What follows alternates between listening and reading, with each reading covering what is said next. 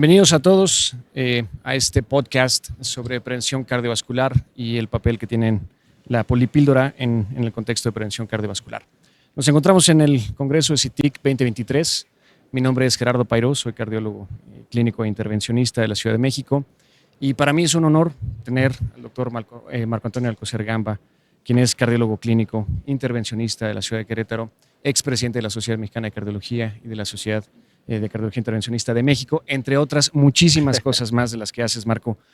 Para mí es en realidad un placer tenerte como siempre y más porque esto es una plática entre amigos sobre un tema que sufrimos todos los días en la consulta, que es prevención cardiovascular. Y si uno se pone a pensar, es probablemente uno de los highlights en todos los congresos de cardiología, porque a eso nos deberíamos de enfocar en gran medida en nuestra práctica como médicos, ya no digo como cardiólogos, sino como médicos, en cuanto a prevención de la causa número uno de mortalidad en básicamente todos los países del mundo. Marco, entrando un poquito en este, digamos, contexto, te pediría que nos hablaras un poquito de qué es este programa AURA sobre PoliPil. Claro, Gerardo, pues antes que nada, muchas gracias. Nuevamente estar aquí, como amablemente me han invitado año con año en el CITIC, y pues ahora CITIC 23 con mucha innovación, un congreso que nos rompe mucho la inercia de lo que estábamos acostumbrados, la vanguardia en tecnología que están teniendo. Pues felicitarte porque lo han hecho de verdad muy bien.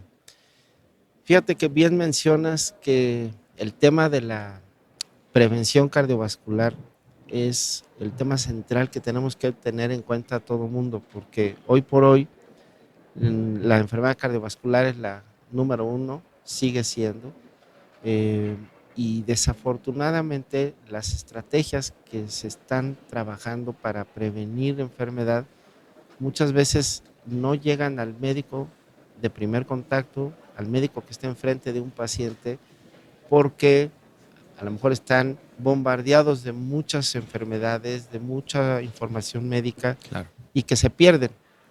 Entonces, por un lado, creo que la esencia de este concepto de la polipil surge como una idea de facilitarle a los médicos la prescripción. Yo resaltaría que una de las grandes cualidades de estos programas, que pues fueron iniciados, no tengo la fecha exacta, pero tendrán cerca de 20 años, y fue un programa donde se empezaron a utilizar diferentes combinaciones de medicamentos pensando en las patologías que más frecuentemente estén vinculadas en la cardiopatía isquémica, o Correcto. voy a decirlo mejor aún, en estos factores de riesgo.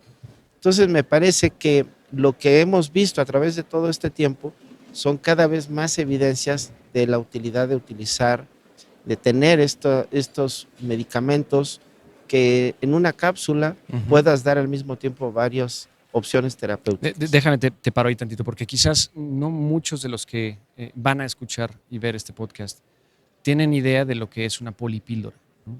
Entiendo su programa. Ahora, digamos que engloba estos esfuerzos por dar a conocer cuál sería la evidencia de utilizar una polipíldora para cubrir las necesidades que acabas de mencionar.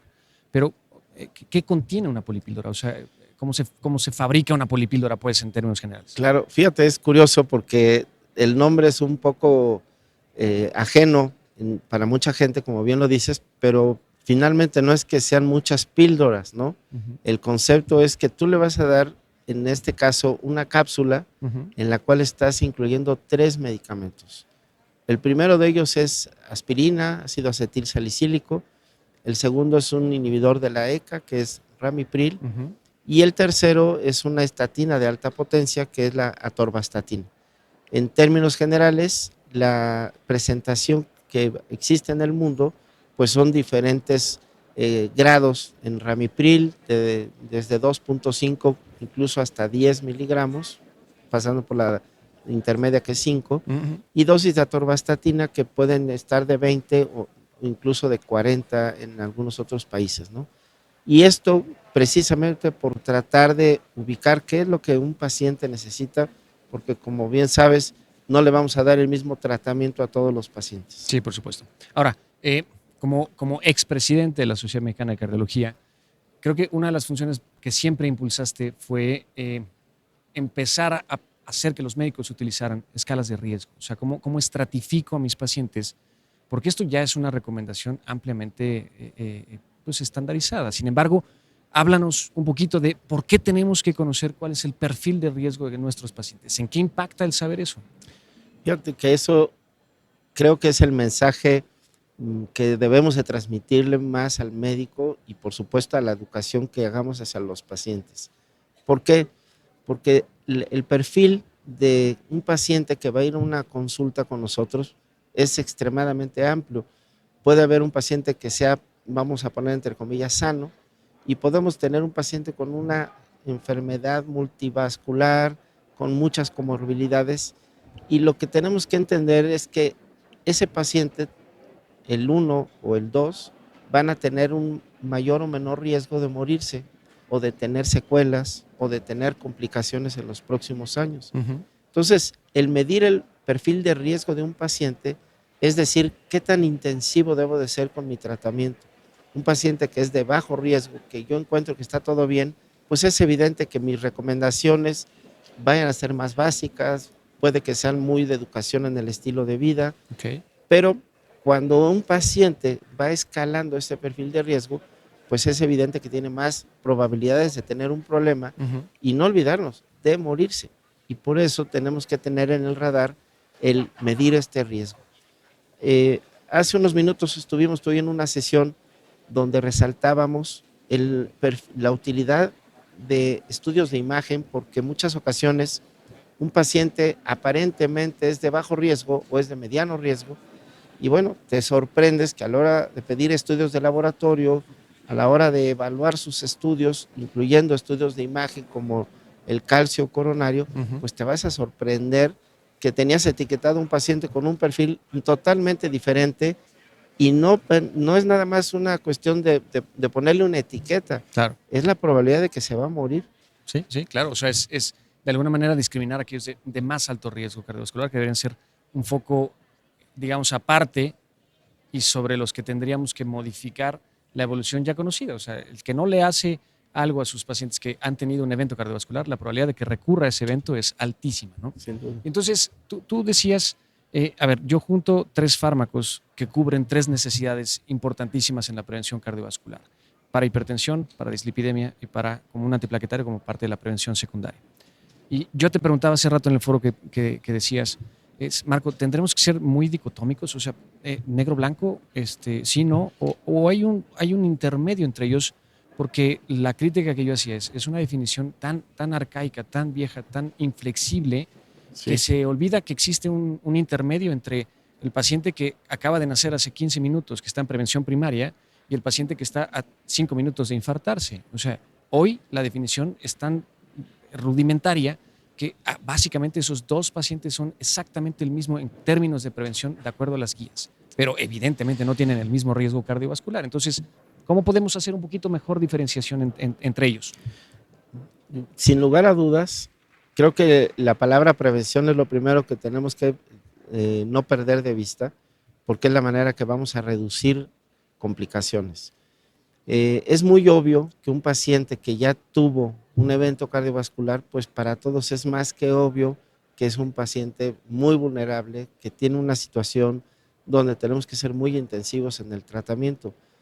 Pero, como bien dices, hay pacientes que pueden en papel salir con ese concepto de prevención primaria y ser un paciente que tiene enfermedad coronaria por estudios de imagen, aunque esté asintomático, aunque no tenga ninguna otra situación. Entonces, creo que yo quitaría la palabra por estratificar el perfil de riesgo del paciente y jugar con los perfiles de riesgo de acuerdo a las diferentes guías. Es cierto que tenemos diferencias pequeñas en las diferentes guías, tanto las que hicimos mexicanas como las que están publicadas por la Sociedad Europea, o un poquito más antiguas, las de la Sociedad Americana, pero de alguna manera yo resaltaría que no perdiéramos de vista que tenemos que estratificar el perfil de riesgo de un paciente. Totalmente, totalmente. Ahora, ¿por qué seleccionar estos 3 fármacos? O sea, ¿esto va en torno a lo más prevalente en cuanto a prevención cardiovascular? Y después de esa pregunta, Marco, quiero que me contestes una quizás un poco más interesante desde el punto de vista científico. Yo he diseñado la píldora basado en estas condiciones que quiero cubrir. Pero ¿cuál es la evidencia que sustenta el que dar la junta es distinto a dar exactamente los mismos fármacos de manera separada? Claro. Mira, lo primero, efectivamente, está diseñada a considerar enfermedades altamente prevalentes. Y no debemos de perder de vista, por supuesto, que no quiere decir que es lo único que le vamos a dar a un paciente.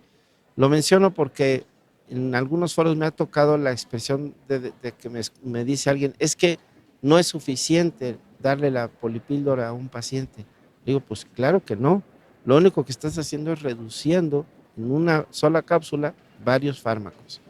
Se escoge un medicamento que, de acuerdo a guías internacionales, que es el Ramipril, hablando como un antihipertensivo, es un fármaco muy bien estudiado, es un fármaco que ha mostrado evidencias no nada más en la cardiopatía isquémica con hipertensión o en insuficiencia cardíaca, sino como tal es un fármaco que ya tiene muchas evidencias sólidas que lo hace muy atractivo para que esté en esta cápsula, vamos a decir. El otro, que es la estatina, se está escogiendo una de las estatinas más estudiadas, que además, volviendo al mensaje de guías, son las estatinas que puedes dar en cualquier perfil de riesgo, porque vamos a decir, si nos retomamos a las guías europeas, dice que un paciente de alto o de muy alto riesgo, tienes que darle una estatina que baje por lo menos el 50% de lo que tenía basal, y solamente lo dan 2, una de ellas es precisamente la atorvastatina. Entonces creo que se escogió una estatina que tiene mucha posibilidad para poder aterrizar en cualquier perfil de riesgo. Que era una de las cosas que se comentaba, no quiero decir criticar, se comentaba sobre el antecesor, ¿no? Que era con simvastatina, o sea que era una muy buena idea el pegar Exacto. 3 fármacos y poner los 3 en una sola cápsula, pero tenía una potencia totalmente inapropiada para los pacientes que estaban en un riesgo sumamente alto y que necesitaban de una potencia mucho mayor, y por eso es una estrategia extraordinariamente lógica el modificar la estatina y darle más potencia. Yo creo que efectivamente, tratando de defender la idea inicial que tuvieron con simvastatina, pues es que pensaban su enfoque en otro perfil de riesgo, pero evidentemente queda totalmente fuera de cualquier oportunidad terapéutica, porque no vas a lograrlo. Además, el desarrollo fue hace muchos años, o la idea inicial fue hace muchos años, en donde la simvastatina era era de las mejores estatinas disponibles en ese momento, ¿no? Ahora, Marco, hay otra cosa importante que quiero decirte, o que quiero preguntarte. Estos 2 grandes estudios que soportan la otra parte de mi pregunta, el decirte, a ver, Marco, ¿cómo es posible que si yo le doy los mismos fármacos a un paciente, ramipril, atorvastatina y ácido acetilsalicílico, en una sola píldora, versus que se los doy separados, cómo es posible que tenga un resultado distinto en términos de evidencia científica sólida, irrefutable? Parece ilógico pensar que hubiera una diferencia, porque ¿cómo un paciente puede tomarse 2 y dejar 1 cuando se los tendría que echar los 3 a la boca, ¿no? Debería ser lo mismo, deberían tener el mismo resultado, pero no es así. Y así es la evidencia cuando uno suelta una hipótesis y quieres comprobar y salen las cosas distinto a lo que la lógica te debería decir que es. Claro. Yo, sin lugar a dudas, hay diferentes puntos de vista. Sin lugar a dudas, volviendo a repetir la frase, entre más simple sea una prescripción, es más fácil que el paciente la lleve a cabo. Entonces, me tocó hablar hace unos minutos sobre el estudio SECURE, y uno de los aspectos que sorprenden y que te dejan con un sabor de boca de la importancia de estos estudios es que al facilitar dar los mismos medicamentos, exactamente los mismos, pero con una prescripción en una sola presentación, lo que termina sucediendo en gran medida es que las personas se lo toman más. Es decir, hay un mayor apego, y eso ya se ha validado, se ha estudiado. Y no nada más me refiero en el tema de la polipíldora, Lo hemos visto en antihipertensivos, lo hemos visto en hipoglucemiantes, lo hemos visto en diferentes escenarios de enfermedades crónico-degenerativas enfocado a lo cardiovascular, que una prescripción de menos tabletas va directamente relacionada con un mejor apego terapéutico. Claro.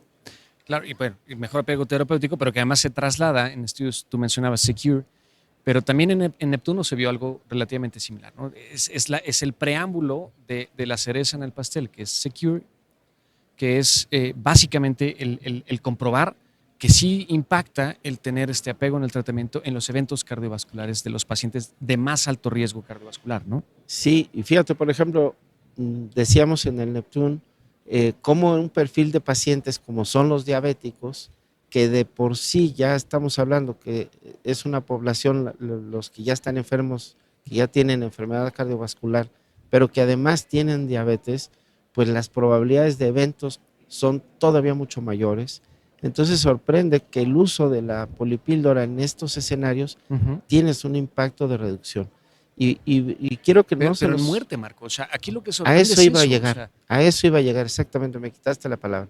No nada más fueron perdón. eventos cardiovasculares, sino muerte. Eso a mí se me hace que es de lo más impresionante de estos estudios. Es que en medicina lograr reducir mortalidad como uno de los... Claro, de los no es pero fácil. además no estás cambiando nada. O sea, no estás poniendo una estatina más potente o una dosificación más alta o un IECA más potente. No les estás bajando más milímetros de mercurio. O sea, el efecto neto probablemente no tenga mucho impacto, sino la adherencia al tratamiento lleva a que un paciente tenga menos desenlaces, pero mortalidad es uno de los desenlaces que más nos impactan a los cardiólogos o a cualquier médico, particularmente a los cardiólogos. Ahora, desde el punto de vista de farmacoeconomía, yo sé que ninguno de los dos somos expertos en este tema, pero siempre es una cuestión importante cuando uno habla con su paciente y hacerle notar que una polipíldora es, desde el punto de vista costo efectivo, suficientemente bueno y que cubre de una manera efectiva la reducción de los eventos cardiovasculares. Entonces, hoy, Marco, ¿es costo efectivo utilizar una polipíldora? Por supuesto. Y por supuesto, creo que vuelvo a la palabra educación, porque tenemos que hacerle ese sentido al paciente. Imagínate lo que dijimos de impactar en mortalidad simplemente por tomarse bien el medicamento. O sea, para mí la reflexión es, pensemos en todos los pacientes que salen de nuestro consultorio con una receta con 10 medicamentos, que nosotros perfectamente, de acuerdo a guías, escogiste cada uno de ellos. Un ejemplo puede ser un paciente con insuficiencia cardíaca y que tú crees que le estás dando todo lo que necesita. Sale de tu consultorio y al mes quizás se tome la mitad de ellos. Y entonces, ¿qué va a pasar? Tiene un evento, se muere o tiene una secuela a futuro. Entonces, creo que el mensaje de la educación del apego va a ser clave y es el impacto que tiene. Yo necesito que el paciente le quede claro la trascendencia que tiene no dejar el medicamento. Claro.